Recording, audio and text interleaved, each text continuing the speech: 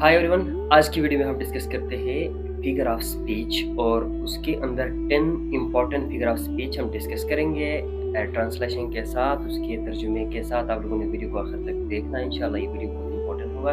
अगर चैनल पे नए हैं तो चैनल को सब्सक्राइब करना ना भूलिए और बेल का आइकन भी दबाएं। अभी हम स्टार्ट करते हैं।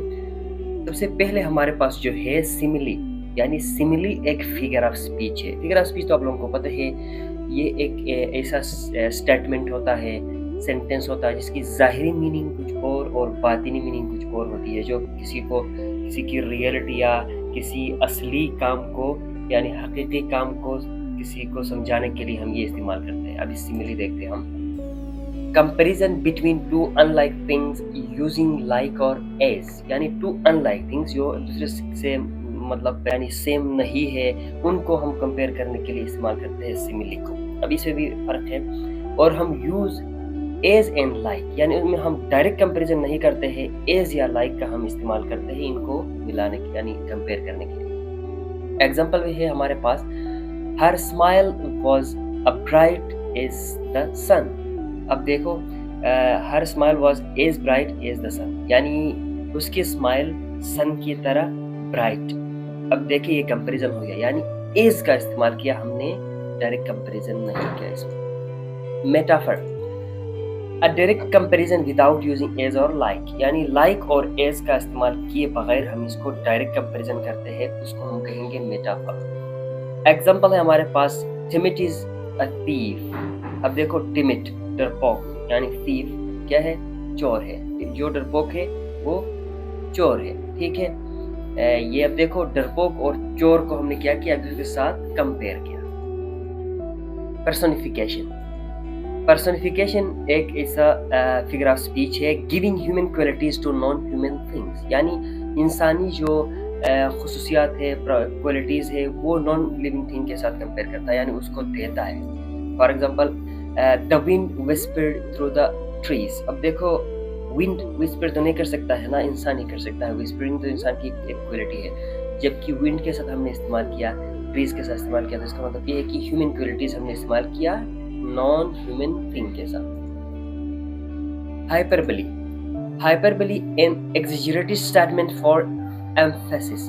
अब देखो, एक एक्सैजरेटेड स्टेटमेंट है एम्फेसिस के लिए, किसी भी काम के ऊपर हम जोर देने के लिए हाइपरबली का इस्तेमाल करते हैं। I have told you a million times, यानी मैंने आप लोगों को मिलियन टाइम्स बताया है, यानी कोई बंदा मिलियन टाइम्स बताता तो नहीं है, लेकिन ये उस काम पे जोर देने के लिए उसने बताया है, इसको हम कहेंगे हाइपरबली। एलिट्रेशन नेक्स्ट हमारे पास, repetition of the same initial consonant sounds, यानी सेम इनिशियल कंसोनेंट साउंड्स है, उनको रिपीट करने का नाम क्या है, alliteration. Example, Peter Piper picked a pack of picked peppers. अब देखो यहाँ पे P is repeated in each and every word, so this is our alliteration जो वर्ड के शुरू में होता है, ठीक है। ओनोमेटोपिया, ओनोमेटोपिया भी एक फिगर ऑफ स्पीच है। वर्ड्स दैट इमिटेट साउंड्स, मतलब ये है कि जो भी चीज जो साउंड बनाता है, वो साउंड यानी बोलने में भी उस जैसा होता है, उसको कहेंगे onomatopoeia. For example, the bees बज्ड angrily. अभी देखो, बी क्या करता है, बज ही करता है, बी बज। देखो, दूसरा हमारे पास हम स्नेक को हम कहेंगे हिस, स्नेक हिस करता है, तो ये भी उस जैसा हो गया। ऑक्सिमोरॉन, ऑक्सिमोरॉन नेक्स्ट है हमारे पास, कॉम्बिनेशन ऑफ कॉन्ट्रडिक्टरी टर्म्स, यानी कॉन्ट्रडिक्टरी टर्म्स के कॉम्बिनेशन को हम कहेंगे ऑक्सिमोरॉन। ऑक्सिमोरन का एग्जांपल है डिफिनिंग साइलेंस, यानी एक डिफिनिंग साइलेंस को हम क्या कहेंगे, ऑक्सिमोरन कहेंगे। Very simple example.